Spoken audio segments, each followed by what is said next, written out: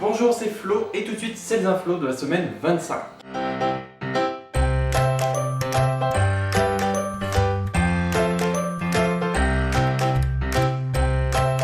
Lundi, un réseau électrique a été piraté en 3 jours. C'est ce que nous reporte le journal Science et Avenir. Rassurez-vous, cela ne s'est pas passé en France. Une compagnie américaine a recruté des hackers dans le but de tester la sécurité de son réseau. Les pirates étaient en mesure de voler les données de 50 000 clients et de leur couper l'électricité. C'est bon, je suis rentré dans le système. Je vais couper l'électricité. Oh non, je me suis trompé de touche. Ah bah voilà, c'était Alt F4. Ah bah voilà, y'a plus rien. Bravo. Fini. L'attaque aurait pu s'étendre au niveau régional, voire même national.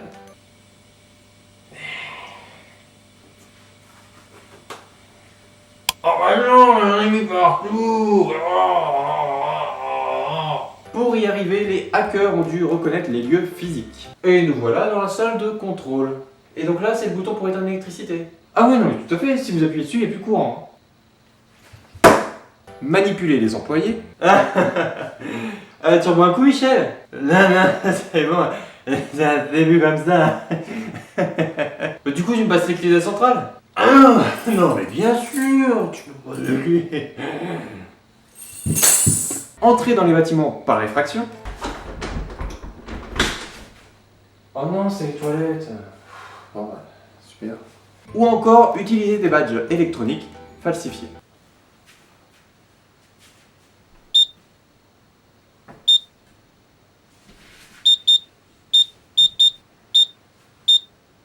Quoi, j'essaie d'ouvrir la porte, là, ça se voit pas?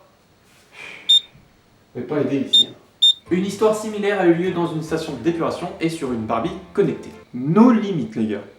Mardi, le journal Libération nous fait part d'une info concernant les pollutions en France. On se dit que cela ne peut pas être pire que la Chine. Par exemple avec ça, ou ça.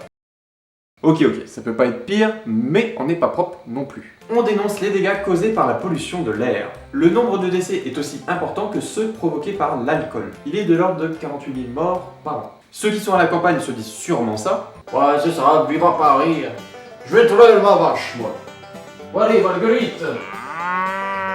Eh bien, figurez-vous que c'est la première fois que la pollution a été relevée dans des villes de milieu rural. On perdrait 9 mois d'espérance de vie à cause de cela. C'est triste. Contre 15 mois à 30 ans dans les villes à plus de 100 000 habitants. Ah, au fait, on voulait te faire un cadeau, alors tiens, papa, c'est pour toi. Oh bah merci mon enfant. Oh, mais c'est un ticket pour aller à Paris. Oh mais non, mais c'est trop gentil, ça fallait pas. Oh bah écoutez, je vais mettre ça dans ma sacoche banane, je reviens. Oh, bah j'ai mal au dos, hein. Bon, les enfants, on se partage l'héritage, c'est bon? Tout le monde est d'accord? En tout cas, ce qui est sûr, c'est que cette pollution entraîne des maladies cardiaques et pulmonaires. Du coup, le mieux, ça serait de vivre dans l'eau. Et encore. Ce mercredi, le journal Le Figaro nous décrit le phénomène le plus attendu des femmes. Je parle bien sûr des soldes. C'est donc le seul moment où nous, les hommes, on peut être tranquille. Ah chérie, je vais faire les soldes avec une copine. Alors salut hein, salut. Salut. Ouais, allô? Ouais, c'est bon, elle est partie. Ouais, c'est bon, tu peux venir. Donc, vous avez jusqu'au 2 août pour faire vos achats. En moyenne, le budget attendu cette année sera de 300 €, soit 55 € de plus que l'année dernière. Bon, apparemment, les soldes sont un peu boudés. En effet, les Français ont acheté en 2015 plus d'articles en promotion qu'en solde. Les enseignes vont redoubler d'efforts pour vous faire acheter et culpabiliser. En proposant par exemple des shopping VIP ou encore des animations. Allez, profitez des cocktails, allez danser quand même. Non, mais moi je suis venu acheter des tongs. Ouais, allez, bouge ton boule. J'exagère à peine. Bon, moi ce qui m'a le plus marqué, c'est quand même BHV à Paris. C'est un grand bazar qui invite les clients à faire du sport pendant qu'ils les achètent. Allez, on bouge les squats là, allez. Bah monsieur, mais qu'est-ce que vous faites? Oh bah non, moi j'étais venu acheter de la farine moi. Ah non, après les 150 squats. Allez, je fais avec vous. Allez.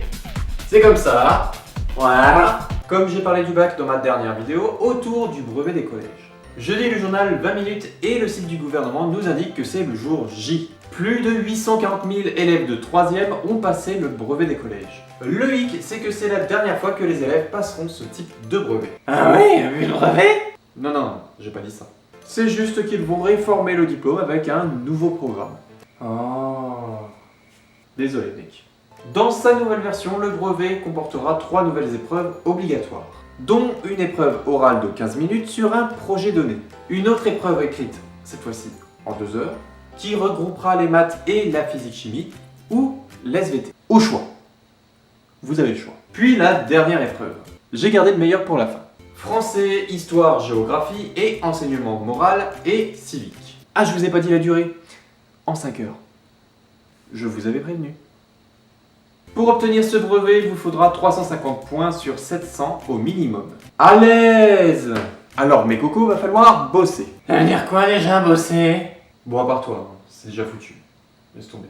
On n'a pas pu passer à côté, mais je vais être le plus concis possible pour vous parler du Brexit. En effet, le vote a eu lieu jeudi, mais les résultats sont tombés vendredi. La population a voté pour que l'Angleterre sorte de l'Union européenne. Et qu'est-ce que cela va engendrer? Parce que c'est quand même le plus important. Voici les 7 conséquences que j'ai pu relever pour vous dans le journal Le Point. Pour aller en Angleterre, il vous faudra donc un visa. La carte d'identité, c'est fini. Les voyages pour les Britanniques vont être beaucoup plus chers dans l'Union européenne, du fait de la baisse de la livre face à l'euro. La délocalisation de l'emploi, notamment au sein des grandes banques. Les expatriés en Europe pourraient voir leur retraite baisser, une assurance maladie moins performante, et les fonctionnaires britanniques travaillant pour l'Union européenne pourraient voir leur poste s'envoler. Une dernière conséquence, c'est la création de nouvelles frontières et la fermeture du détroit de Gibraltar. Ce sera tout? C'est bon? C'est fini?